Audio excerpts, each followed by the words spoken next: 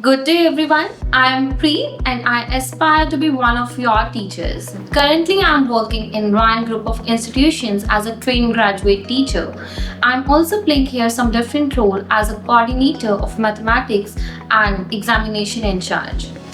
I have two bachelor's degree, one in science and the other one in education, with my major being in physical sciences and mathematics. I also pursued my master degree in science with my major being in chemistry. A good teacher is a one who has a strong faith in the future. Like a forester planting an oak tree knows that he will not be able to see the plant in its full glory. Similarly, as a teacher, we know that we will not be able to see our work as a teacher, but our work is to plant the seed and nurture it that will grow and reshape tomorrow. I believe that every student needs a champion in their life. Yes, you heard it right, a champion. A champion who is there for them, a champion who encourages them, a champion who insists them to be the best of their abilities. I try to be a champion for my student. I try to be a role model for them. I try to foster an environment where the unique learning abilities of my students is appreciated. I try to create an environment where my student can freely ask questions. Yes, you heard it right. Asking questions. I believe in the power of questioning. I believe that asking questions is a first step towards innovation. I believe it will create an innovative thinking into my children. My children will think critically and grow. I know all children do not learn at the same pace. Their learning styles are different. But it is my responsibility as a teacher to understand the abilities, interest, and prior knowledge of my students and design my learning experiences in such a way that my students start thinking critically. A teacher should understand what a motivation can bring in a child. A good teacher should believe in the power of motivation and peer collaboration, where students do not compete with each other. They learn together, they grow together. I believe in the power of social interaction. I think that without being learners, we cannot inspire learning. So, a teacher should be always keen to be a good learner. As this world is continuously changing, we have to change our teaching methods, be able to cooperate with the changes, and also devise some new methods of teaching to satisfy and to meet the need of their students. As children are the future, so I believe in making the future a best possible place for all of us to live. The purpose of a teacher is to serve. I knew all the challenges that I have to face as a teacher, and I'm committed to overcome all these challenges. Our well-designed lesson plan is requirement for an effective teaching and learning.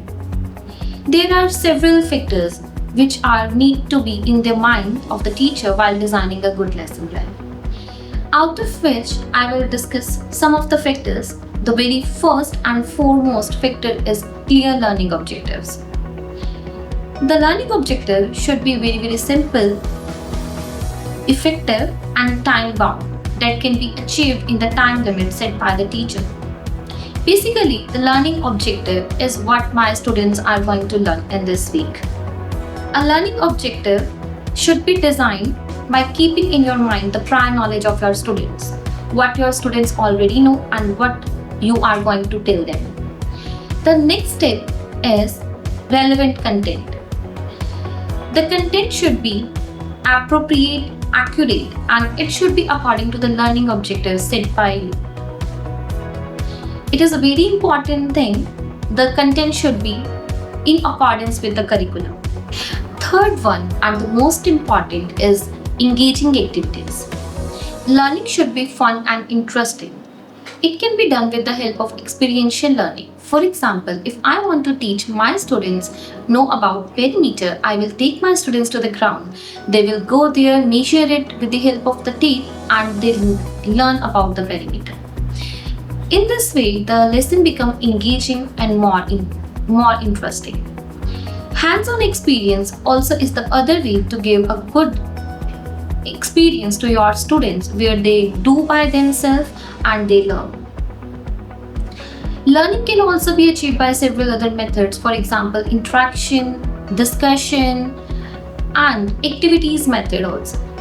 There is always space for being flexible, a space to adapt to the change.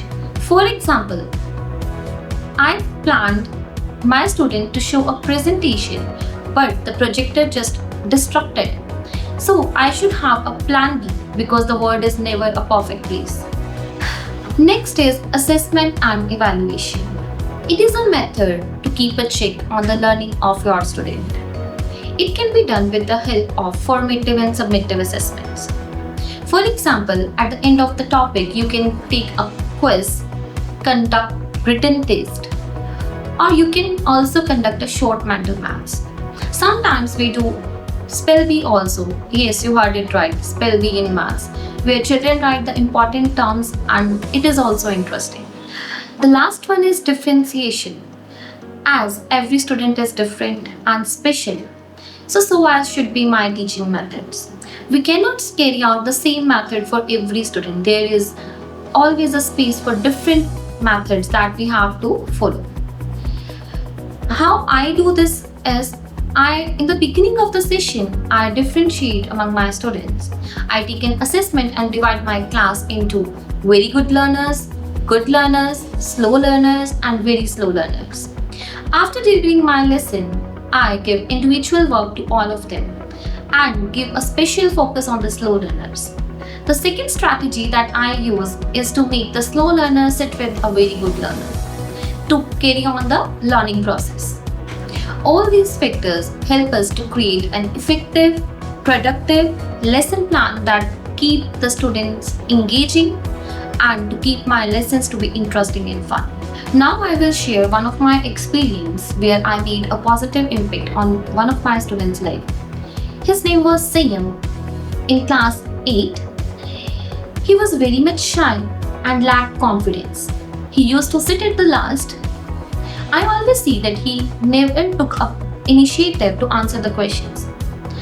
So I talked with the child. I get to know that he has a fear of maths. I talked about it to the other subject teachers, but they were telling me that he is doing good. Then I talked with his parent and I get to know that the child has a fear of mathematics since childhood. So I started having conversation with the child that helped me to gain his confidence in me. I also supported him by giving extra time after the class. I explained him the difficult concept by disintegrating it into the small concept. I encouraged him to ask questions. As he was interacting me oftenly after the class also, he now started asking me questions during the class. Once getting an opportunity to solve the question on the board, it boosted his self-esteem. He started grasping the concept. He started asking questions that resulted in good grades in his final exams. And he was very happy. His smile said it all. So was I. I was also happy as to see that proud moment, to see my child succeeding. There I also understand the importance of individualized attention. I understand my role as a teacher, what we can bring in our children's life. A hope, a little encouragement, a motivation that helped me to make a change into my students' life.